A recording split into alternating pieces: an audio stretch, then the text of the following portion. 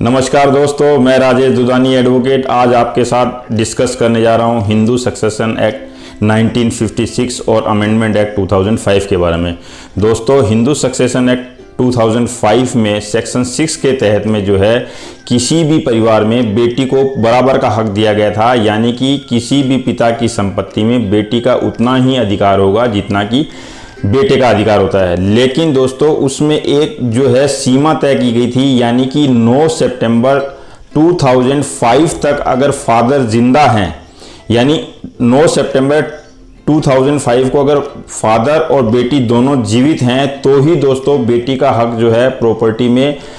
किया गया है, यानी कि 2005 के बाद में उसको बराबरी का हक दिया गया था। लेकिन दोस्तों, अभी रिसेंट में ऑनरेबल सुप्रीम कोर्ट में 3 बेंच की जजेज, जिसमें जस्टिस अरुण मिश्रा जी, जिसमें जस्टिस MR शाह जी और जस्टिस अब्दुल नजीर जी, 3 जजेज की बेंच ने जो है बहुत ही लैंडमार्क जजमेंट दिया है और जिसको कि आप ऐतिहासिक भी कह सकते हैं। दोस्तों, इस जजमेंट के तहत में 3 बेंच की जजेज ने इस बात की तस्दीक की है कि बेटी जो है हमेशा के लिए बेटी मानी जाएगी, यानी कि बेटी का जो राइट है वो बाई बर्थ माना जाएगा। जिस दिन बेटी ने घर में जन्म ले लिया है उसी दिन से उस बेटी का उस घर की संपत्ति में उतना ही हक होगा जितना कि बेटे का हक होगा। यानी कि दोस्तों, इस जजमेंट के बाद में ये जो 9/9/2005 की जो सीमा थी वो सीमा खत्म कर दी गई है, यानी अब इसमें किसी भी तरह की कोई लिमिट नहीं है। कभी भी कोई भी बेटी अगर घर में जन्म लेती है,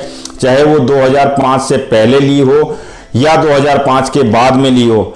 2005 के समय में अगर फादर जिंदा हैं तो भी ठीक है और 2005 से पहले एक्सपायर हो गए तो भी ठीक है। यानी कि किसी भी कंडीशन में बेटी का जो राइट है वो एक्सक्लूड नहीं हो सकता। अब बेटी बराबर की हकदार होगी, उसको उतना